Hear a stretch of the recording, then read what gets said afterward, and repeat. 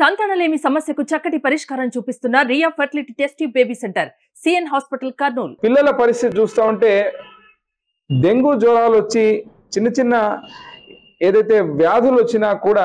అక్కడ జ్వరాలు వచ్చినా కూడా ఒకే చోట 40 మంది 50 మంది ఉంటున్నారంటే వాళ్ళ పరిస్థితి అర్థం చేసుకోవాలి. కాబట్టి ఇక్కడ 3 ముఖ్యమైన అంశాలు నేను చెప్పదలుచుకునేది ఏమంటే, ఇటు శానిటేషన్ వర్కర్స్ కానీ అక్కడ ఉన్నటువంటి పరిస్థితులు కానీ గత ప్రభుత్వం పూర్తిగా వదిలేసినటువంటి ఈ యొక్క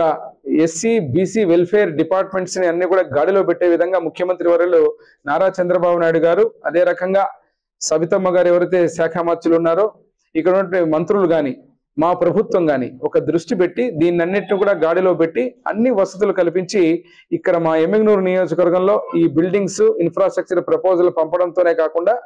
ఇప్పుడే కలెక్టర్ గారు కూడా డిపిఓస్కు అంటే మాకున్న డిపిఓ గారికి చెప్పి పంచాయతీ సెక్రటరీలు ఎవరైతే ఉన్నారో వారి ద్వారా శానిటేషన్ వర్కర్స్ ఎవరైతే ఉన్నారో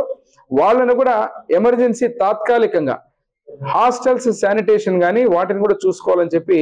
ఒక ఆర్డర్ కూడా ఇవ్వడం జరిగింది. దాని ద్వారా ఈరోజు హాస్టల్స్ లో కూడా ఎక్కడెక్కడైతే గ్రామాల్లో ఉన్నారో వాళ్ళు సంబంధించినటువంటి శానిటేషన్ కార్యక్రమాలు కూడా హాస్టల్లో పిల్లలకు ఇబ్బంది కలగకుండా ఏర్పాటు చేయాలని కూడా చెప్పడం జరిగింది.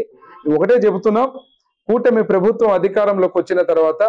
ప్రతి ఒక్క బీసీ ఎస్సీ ఎస్టీ ఎవరైతే పిల్లలు ఉన్నారో వారి జీవితాల్లో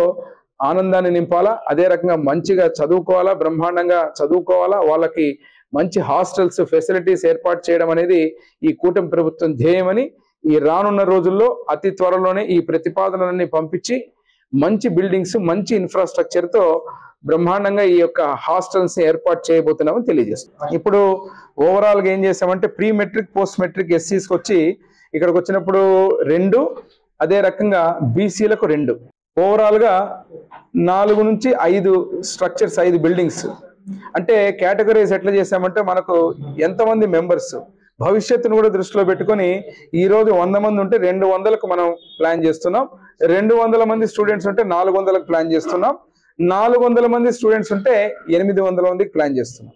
దాదాపు 1000 యావరేజ్ గా ఇటు బీసీలు అదే రకంగా ఎస్సీ ఎక్కడైతే ఉన్నటువంటి స్ట్రెంగ్త్ ను బట్టి ఆ రేషియో మీద బిల్డింగ్స్, అదే రకంగా ఈవెన్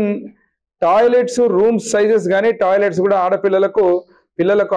ఉన్నటువంటి దాంట్లో కూడా ఎట్లా ఇంటర్నల్ గా ఇండివిజువల్ గా అంటే ఒక రూమ్ కి